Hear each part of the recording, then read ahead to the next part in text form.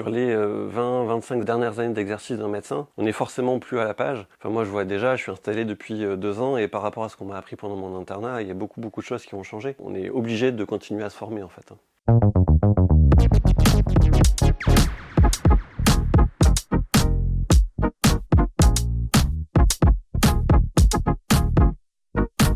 J'ai fait toutes mes études à Bordeaux, mon internat, mon externat. J'étais chef de clinique au CHU à Pellegrin, dans le service du professeur Chaverbeck, pendant 2 ans. Et après, je me suis installé en février 2021 à la clinique Saint-Martin, l'hôpital privé Saint-Martin à Pessac. Ça m'a tout de suite plu, c'est une spécialité qui est très vaste, qui va d'un examen clinique approfondi à l'utilisation d'outils de radiologie comme la radiographie, l'échographie, qui est parfois technique aussi avec la réalisation de gestes comme des ponctions articulaires, des injections intra-articulaires ou péritendineuses. Donc c'est très varié et ça permet de ne pas s'ennuyer au cours d'une journée entière de consultation. Ça m'a toujours plu, globalement. Depuis le début de mon parcours scolaire, j'ai toujours été celui à qui on allait poser des questions et pendant la faculté, j'ai donné des conférences aux étudiants. Une volonté de transmettre, qui me vient peut-être de mes parents qui sont profs tous les deux.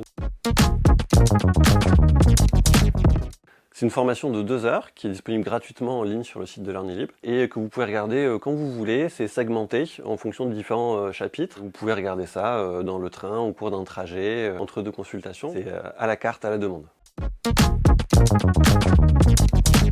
Souvent, en fait, qui dit douleur dit avis rhumatologique et on s'attarde pas sur la plainte du patient. C'est pas toujours agréable en fait d'entendre des gens se plaindre de douleur toute la journée. Il va apprendre à analyser la plainte du patient et à lui poser les bonnes questions pour gagner du temps au cours de sa consultation et l'adresser de façon plus efficace vers un spécialiste ou non, arriver plus facilement à une hypothèse diagnostique. L'objectif, ça va pas être de transformer le médecin généraliste en rhumatologue, mais ça va être de lui donner les trucs et les astuces qui pourront lui faire gagner du temps et lui permettre de savoir quand est-ce qu'il faut justement adresser le patient à un rhumatologue ou quand est-ce qu'il peut se débrouiller tout seul.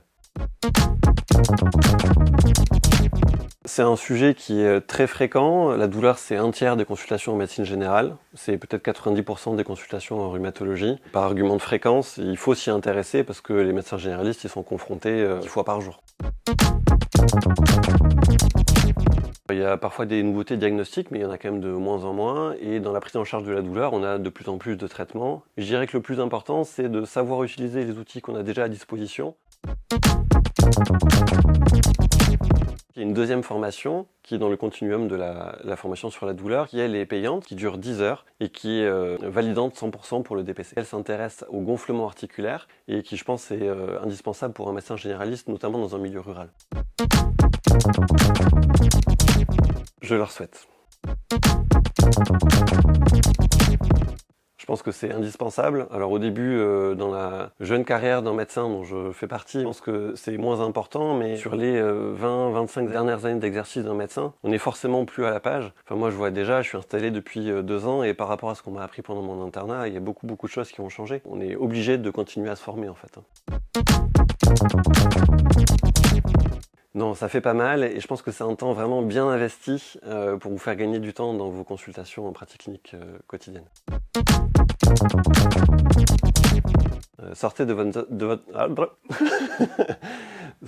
votre zone de confort.